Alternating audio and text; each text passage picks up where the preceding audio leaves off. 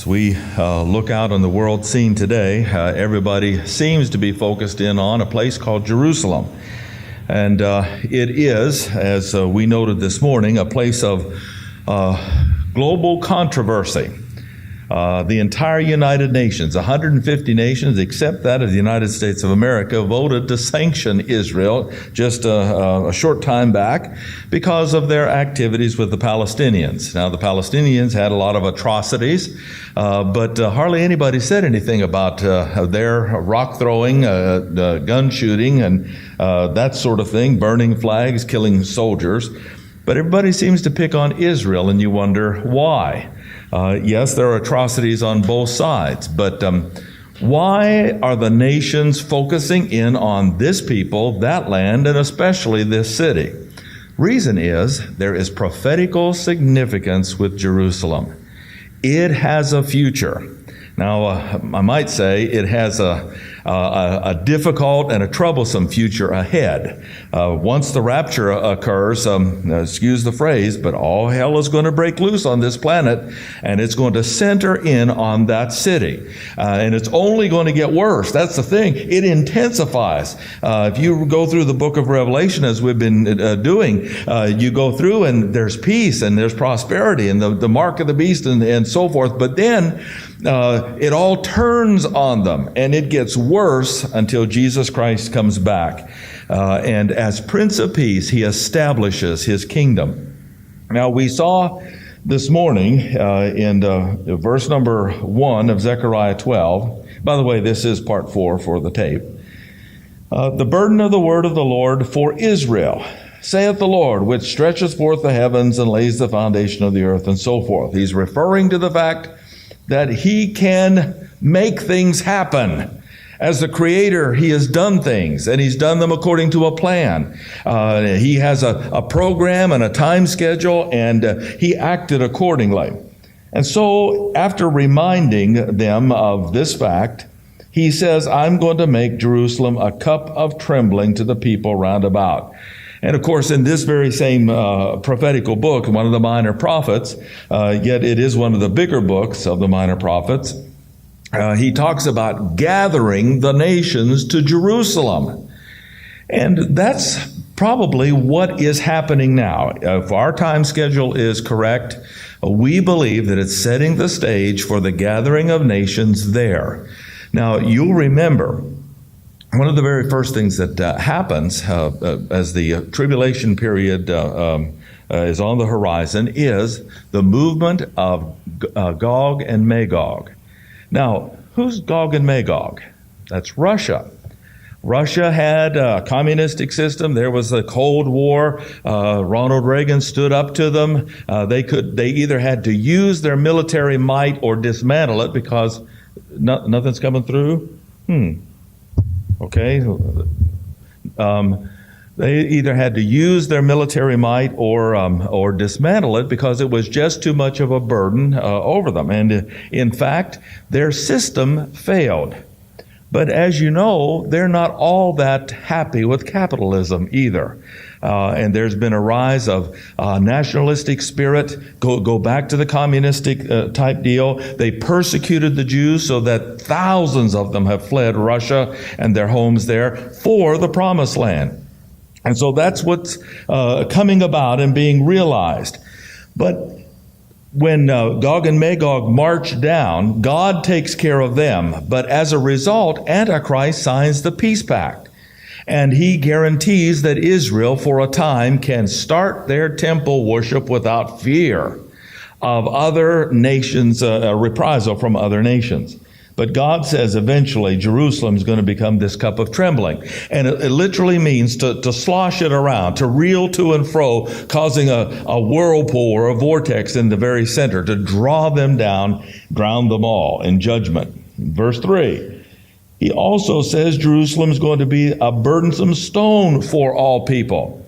All that get involved, all that are going to try to take siege of it and take it for themselves, are going to take on too much. And that's the whole problem.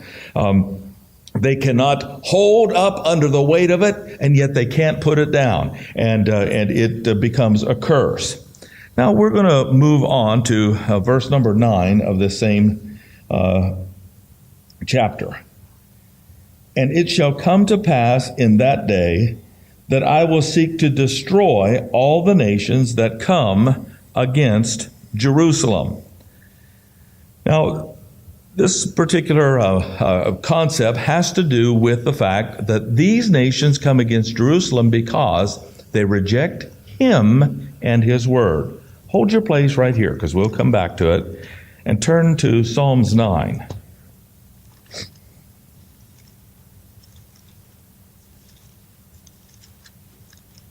Psalms 9.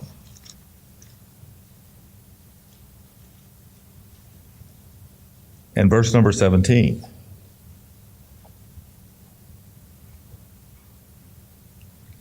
Now, this one verse of Scripture is extremely important because it's one of the proof texts for what is going to happen. And it's happening right now, and I'll remind you of some of these various things. All nations become involved in Israel. One of the reasons that they do is because in Psalms 2 it says, "Why do the heathen rage and the people imagine a vain thing? The kings of the earth and the rulers together say, let's cut their bands," meaning the Lord and His Christ, "apart from us, let's rule the world ourselves." So they try to take over because they don't want Jehovah or His Son to rule the earth. The wicked, these wicked nations, shall be turned into hell, and all the nations that forget God. Now, this is a direct reference to two things. One is the kingdom gospel. What did Jesus Christ say about the kingdom message and the nations? "And this message of the kingdom," Matthew 24, "shall be preached in all the world to all nations, and then the end of the age shall come." So the Great Commission has to do with God offering to bless all nations of the earth through Israel. That's what the Great Commission is. We don't have that in the Grace Commission, though nations are involved, but it's blessing the nations of the earth with the blessing clause in the Abrahamic covenant. "Blessed are those that bless you." But the nations of the world are turning from the Bible and from the God of the Bible, and especially His Son. Think about it. China is communistic. They don't have a God. Russia is basically communistic, though there are some churches still. They're state-sanctioned and run churches, so that you say what the government will allow you to say. You have no freedom. We can go to Japan. They're Shintoists or atheists or what have you. They don't believe, it's nationally, they don't believe in the Bible per se, though there are some Christians there. The Koreas and other nations, they worship Buddha and other things. We go to India. They're Hindus. We go to the Arab nations. Basically, they're Muslims. These are nations of the world with a national religion that forgets God. And so, why all the nations come? All they have to do is be Bible believers. Let me tell you, if I were the head of a nation during this time and I believed the Word of God, the last thing I would do would lead my people to Jerusalem, because that's obviously what's going to happen. But why do these leaders send their troops, send their people over there to try to take the holy city? Because they've forgotten God. Their national religion, their state-run religion, forgets the God of the Bible. So that brings us back here then to Zechariah chapter 12. We did read that verse, didn't we? All the nations that forget God shall be turned into hell. The second thing that brings us to, as we've come back here, is the judgment of the sheep and the goats. Now, next week, we're going to have that. We're going to have, I'm going to develop the graphics for it, and you will be able to see the judgment of the sheep and the goats. Often people think that entire nations are going to be either sheep or goats. That's not true. Israel is going to have some goats in it. Even though they're Jews, they'll have the mark of the beast. There'll be goats there. But the remnant represents the sheep, the little flock. In Germany and Italy and Spain and so forth, they will have both sheep and goats. Now, there'll be less sheep than goats, believe you me, but they'll still be believers in these nations. And so we'll look at that. But generally speaking, it shall come to pass in that day, verse 9, that I will seek to destroy all the nations that come against Jerusalem. Chapter 14. This is in the very plan and program of God. Behold, the day of the Lord comes. Now, mind you, you have to understand what the day of the Lord is. In the context, sometimes it refers to the tribulation period. Sometimes it refers to the kingdom. So in actuality, the day of the Lord, it can be the entire period of 1,007 years. And we, of course, say that there are a few years before and after the tribulation period. But here it's talking about a specific time within that time frame that is going to be a single day, a single 24-hour period. We know this to be true, that there is going to be the day of the Lord of his wrath that's going to come in one day of this overall period and going to judge these nations. Okay? When does that happen? Remember what Jesus said. The tribulation is going to end. Matthew 24. Immediately following the end of the tribulation, the sun shall be darkened, the moon shall not give her light. We've got 75 literal 24-hour periods during that time. Then he says, of that day, that 24-hour period, an hour knows no man. And that's what this is referring to, that one 24-hour period. The day of the Lord comes, and the spoil shall be divided in the midst. I'm going to gather all nations against Jerusalem. Verse number 3, then shall the Lord go forth and fight against those nations as when he fought in the day of battle. Now, the day of battle is a reference to the Exodus from Egypt. What happened then? Well, he decimated both the army and the people of the nation. Remember the plagues? And by the way, there's something else we're going to look at, and I mentioned it this morning. Who were the plagues directed against? What race were they? They were the race of Ham. Now, the question is, did the Hamites under Pharaoh have an opportunity to be blessed under the blessing clause of the Abrahamic covenant? And the answer is yes. God just didn't destroy them. He just didn't take it upon himself and say, "Phooey, I've had enough." He sends Moses and Aaron into the presence of Pharaoh and says, God says, let my people go. And what did he say? Who is the Lord that I should obey him? And subsequently, he hardened his heart, till God couldn't deal with him any longer. And then he cursed the Hamites. He destroyed their armies in the Red Sea and their people and their nation with the plagues. Okay, and that's what's referring to here. He is going to destroy these nations with a devastating plague. Let's come look at verse number 7. But it shall be one day which shall be known to the Lord, not day or night. It shall come to pass that at evening it shall be light, and in that day, this is that 124-hour period, then the living waters are going to go out from Jerusalem. However, as we come on down the chapter, look at verse number 12.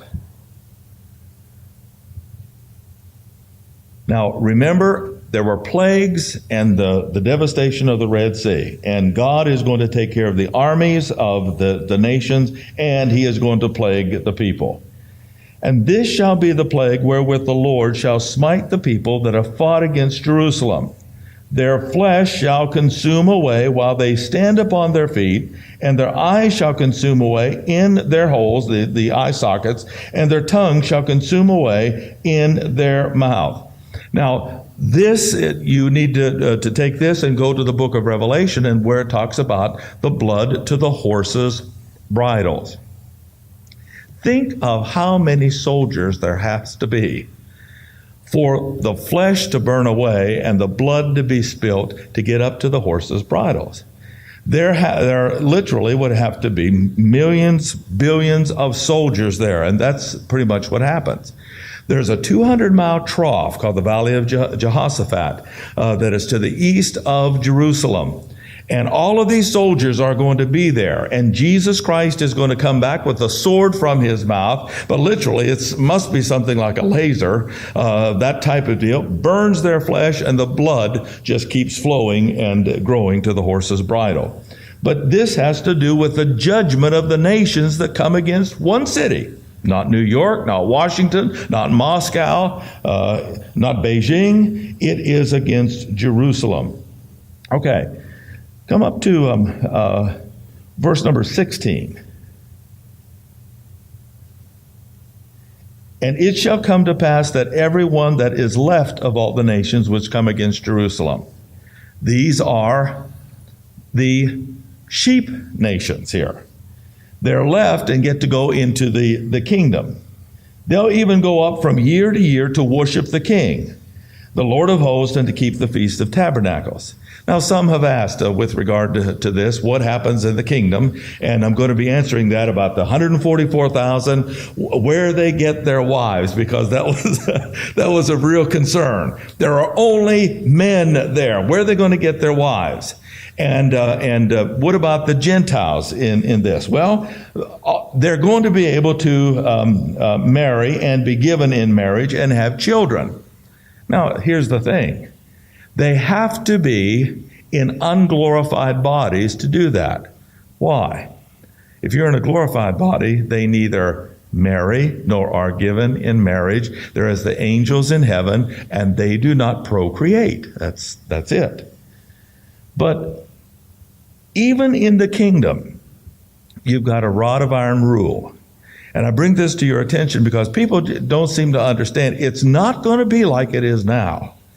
Once the kingdom comes, there is only one God. There's only going to be one place that you can truly worship. And there's only going to be one way of doing things.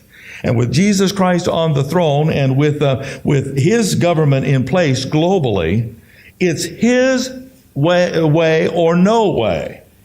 It shall come to pass that whoso will not come up of all the families of the earth unto Jerusalem to worship the King, the Lord of hosts, even upon them shall be no rain. There's going to be judgment in the kingdom. Now, this should really make us think just a minute here. Okay, now, what about the kingdom? Well, the sun is 7 times hotter. There's going to be plenty of water. There's going to be lush vegetation restored as the Garden of Eden. It is going to be a wonderful place that you would just wonder, why would anybody want to spoil this beautiful setting, environment, and condition? And yet, even so, the old sin nature manifests itself through the genetics of these people, and they're going to say, I don't want to worship in Jerusalem. I don't want to worship Israel's king. And they're going to be punished even in the kingdom. They're not going to do that, keep the Feast of Tabernacles. One more thing while we're in this chapter, look at verse number 21. Every pot in Jerusalem and in Judah shall be holiness unto the Lord of hosts, and all they that sacrifice shall come and take of them and seethe therein. But in that day there shall be no more the Canaanite in the house of the Lord of hosts. Now, what did we study this morning? The Canaanites. What did God tell Israel to do when they went to the land of Canaan? That's right, annihilate the race. They didn't do it, according to the book of Psalms. The Canaanites going to plague them, and God himself is going to have to annihilate the race. Okay, let's go to the first chapter of this book. We were there a minute ago, but let's go back.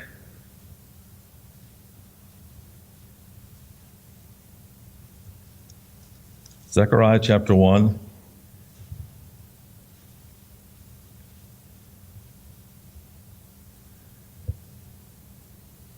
One of the reasons that things are happening the way that they are is because God is setting up his program to reclaim this city.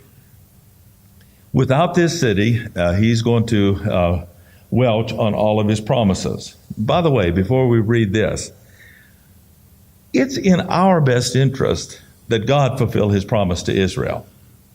Do you know why?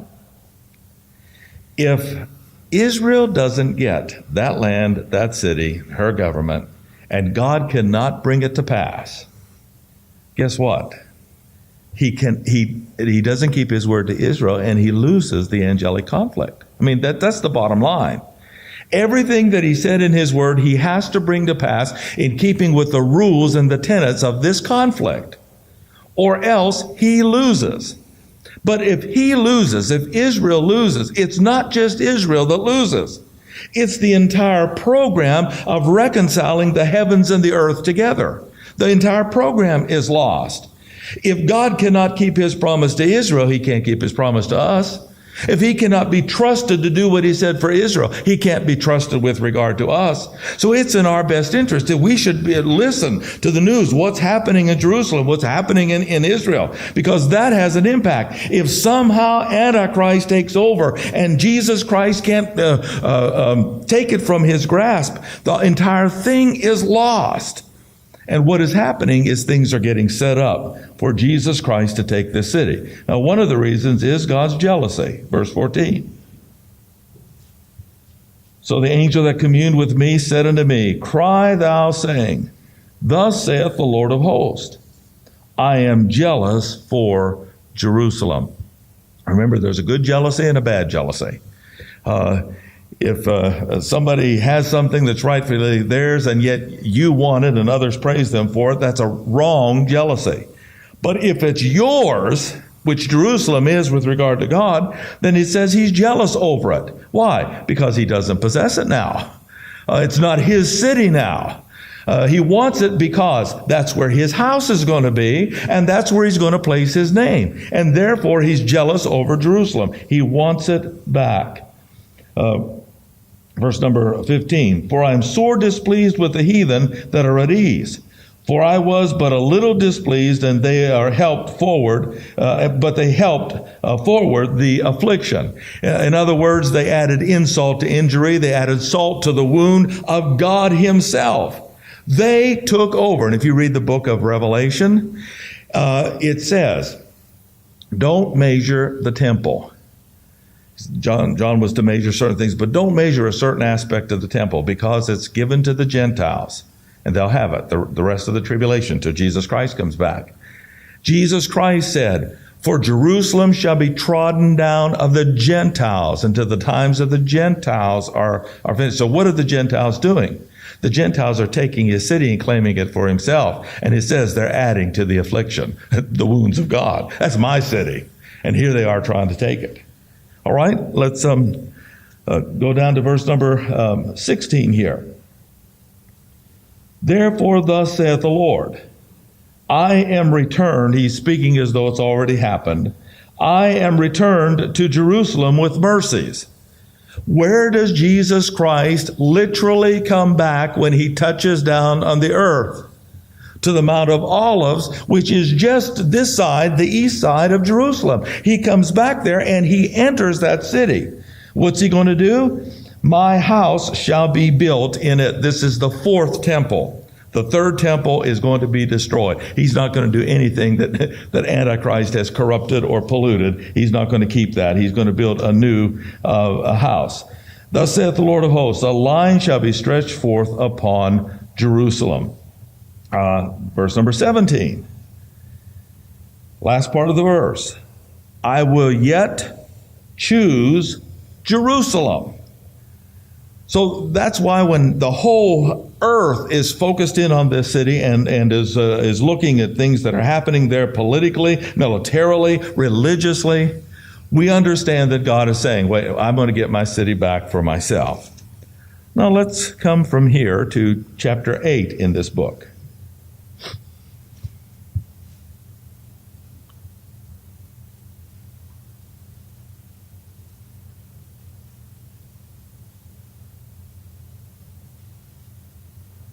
Chapter 8, and look at verse number 3. It says, Thus saith the Lord, I am returned to Zion, I will dwell in the midst of Jerusalem.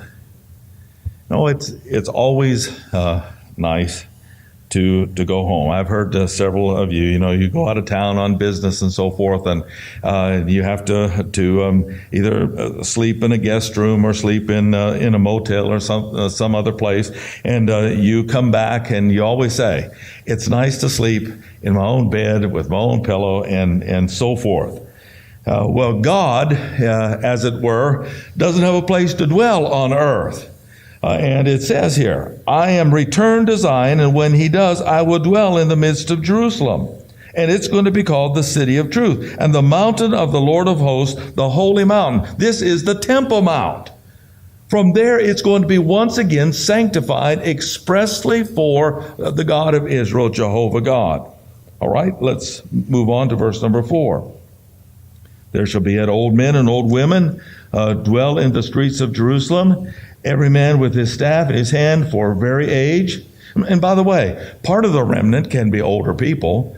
Just doesn't have to be young people. They can hide just as well as the younger folks. And by the way, but by way of procreation, what is the precedent for older people procreating in the kingdom? Abraham and Sarah. 100 years old and 90 years old, they laughed. Sarah laughed. She said, those songs, Some Romantic Evening, we haven't sung them in a long time. We haven't had a date in a long time, and nothing romantic. It's past that. But God restored them physically, and that can happen in the kingdom. The streets of the city shall be full of boys and girls playing in the streets thereof. Let's see, let's move down here to verse number 20. Thus saith the Lord of hosts, it shall yet come to pass that there shall come people and the inhabitants of many cities, these are Gentiles, and the inhabitants of one city shall go to another, saying, let us go speedily to pray before the Lord of hosts, and to seek the Lord of hosts I will go also. Yea, many people and strong nations shall come to seek the Lord of hosts in Jerusalem, and to pray before the Lord. And we're going to stop right there. Why is this concept of prayer in Jerusalem important? But once the kingdom comes, where do you have to pray toward to get your prayers answered? Jerusalem. The house in Jerusalem. You have to pray toward the temple. You can't just pray toward any place and expect your prayers to be answered. It's going to be a house of prayer for all people. What does that mean? It means to get their prayers answered, you've got to face Jerusalem. You've got to pray toward the temple. You've got to pray toward the God that is in there, the Lord Jesus Christ. All right, verse number 23. In those days, it's going to come to pass that 10 men shall take hold out of all languages of the nations, even shall take hold of the skirt of him that is a Jew, saying, we will go with you, for we have heard that God is with you. Now, on one hand, this is the kingdom, but on the other hand, this is also the Great Commission. What did Jesus Christ say to do in the Great Commission? Starting from Jerusalem to go to the uttermost parts of the earth. Who did he send there? The Jews, basically. To the nations of the world. Go ye into all the world and preach the gospel of the kingdom to all nations, baptizing them. Why? Because of their priestly function. The Great Commission is associated with the national priesthood of Israel. And it's shown right here. 10 men out of all languages. There's the gift of tongues. They're going to learn the gift of tongues and be able to evangelize, to bring people back to the temple in Jerusalem. We will go with you, say the Gentiles to the Jews, to Jerusalem, there to pray, for we have heard that God is with you. All right, let's go, therefore, back to the book of Psalms. Chapter 22.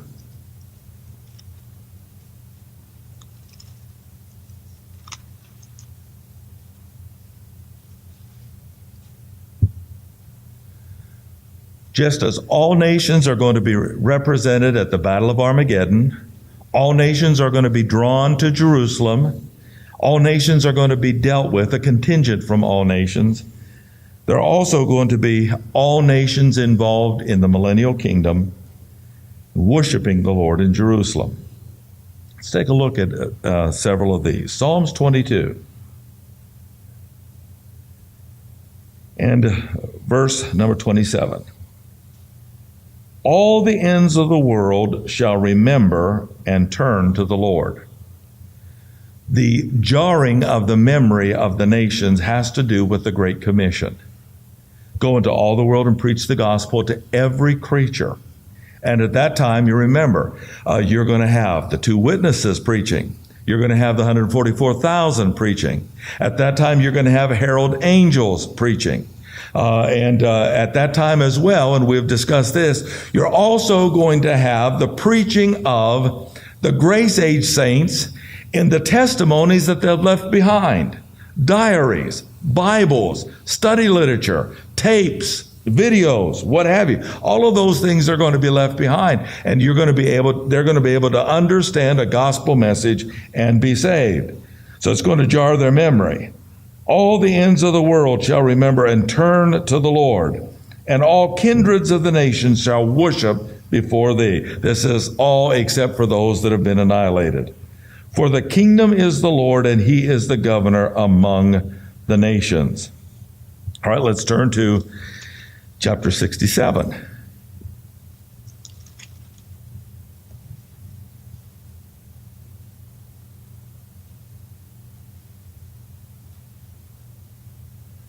We'll start with verse number 1.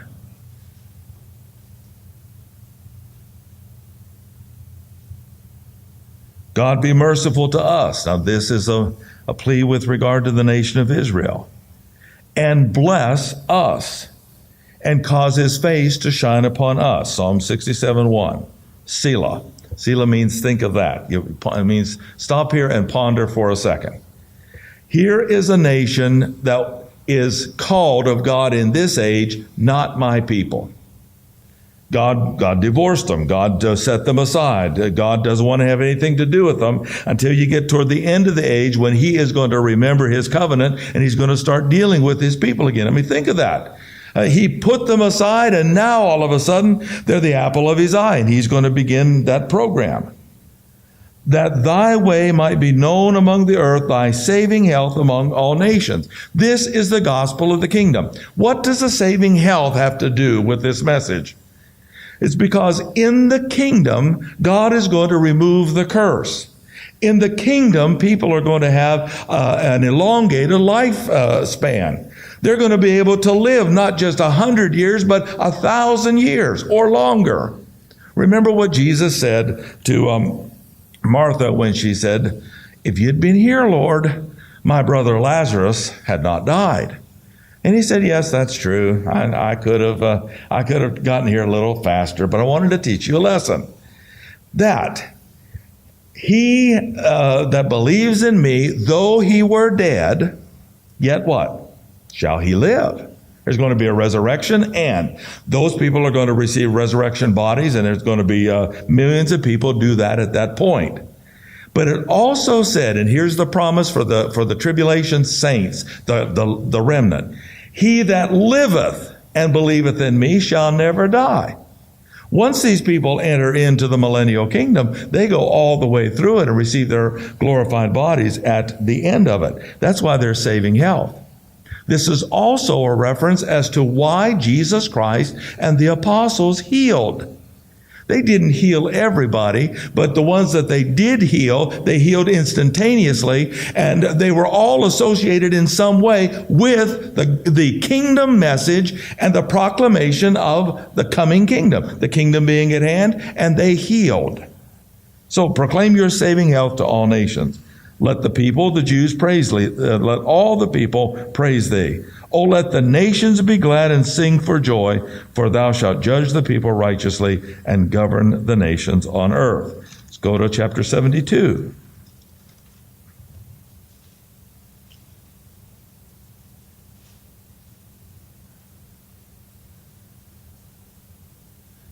Now, during the kingdom, and we're in Psalm 72, we'll look at verse 11 here in just a moment. In verse 11, in the kingdom, there is going to be a government established. We have already settled that. Jesus Christ on the throne. Evidently, David is going to be what's called a vice regent. He's going to be there ruling. Moses is a judge, and he too is going to be there ruling. He's going to have charge of the Supreme Court, evidently. The 12 disciples are going to be there ruling.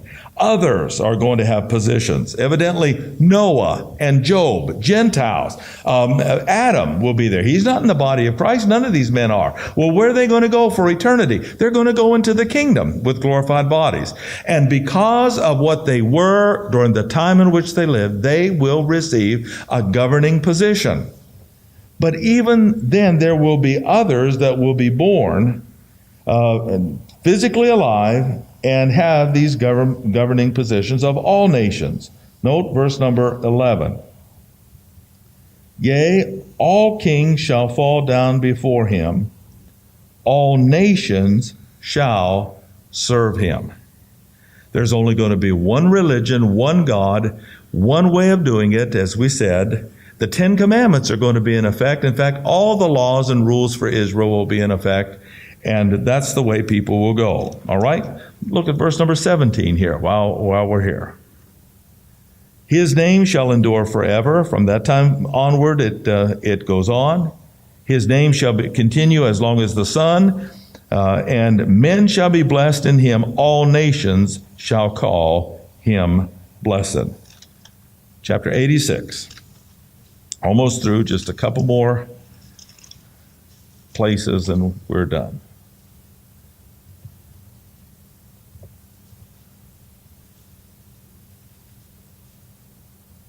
And verse number 9. Now, next time when we meet, we're going to be, we talked a little bit about the nations this morning, how God dispersed them and how he gave up on them. Yet, in a sense, he didn't give up on them except that they go through the nation of his choosing to be saved. We used the phrase racist, and of course, when it comes to the way the world defines racist, we're not that way. We have no prejudice against those people. But in the realm of spiritual things, we definitely are. We do not allow, and then this morning, just here I've got a few minutes. This morning I had Stan Ballard to give me something from yesterday's newspaper. And it had a guy in there saying, what's the big deal about Jesus Christ? Why do we have to convert people to Christianity?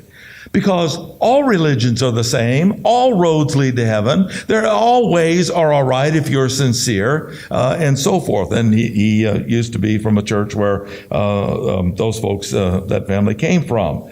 And of course, when you still have your conservative members of that particular denomination, and they don't believe that. They believe that Jesus Christ is the only way to heaven, and you must trust in him for salvation.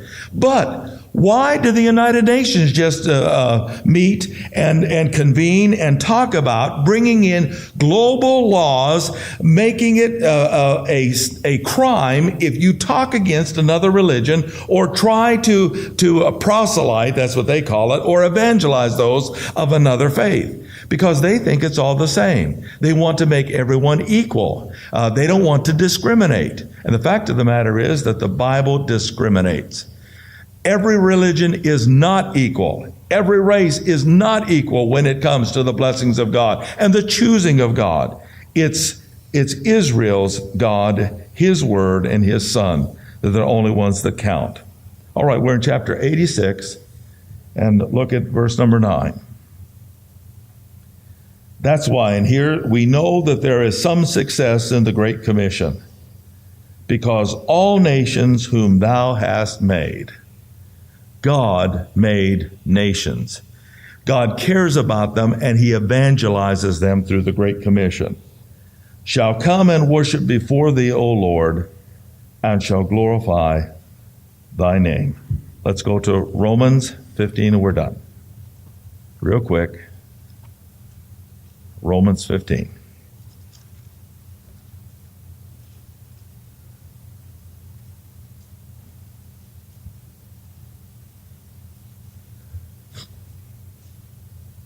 And in verse number 8.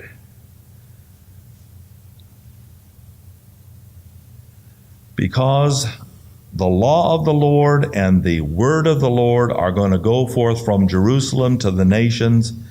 Jesus Christ gave the Great Commission to stay in Jerusalem till they were endued with power, then go out to the nations from there. It has to be from Jerusalem. Jerusalem is the key city. And verse 8. Now I say, this is Romans 15:8, that Jesus Christ was the minister of the circumcision for the truth of God to confirm the promises made to the fathers, that is, of Israel. But I want you to see something else. We're talking about the nations coming to Jerusalem. In the first part of the tribulation period, they surround Jerusalem trying to take it from God. The last part, when the kingdom is established, we find the nations coming to Jerusalem and praising him for salvation, that the Gentiles, the ethnos, the nations, might glorify God for his mercy. You see, he's quoting a kingdom portion. Gentiles are going to be in the kingdom. As it is written, for this cause, I will confess to thee among the Gentiles. Here's the Great Commission. And sing unto thy name. And again, he says, rejoice ye Gentiles with his people. How the Gentiles that are saved are going to be glad that the kingdom comes and all this fuss and fuming and hardship is over. And again, praise the Lord, all ye Gentiles, and laud him, all ye people. And again, Isaiah said, there shall be a root of Jesse, and he that shall rise to reign over the Gentiles, in him shall the Gentiles trust. The Great Commission is going to be successful because even though Antichrist is in power and things are happening, both Jews and Gentiles get saved. They do so because of God's word from Jerusalem.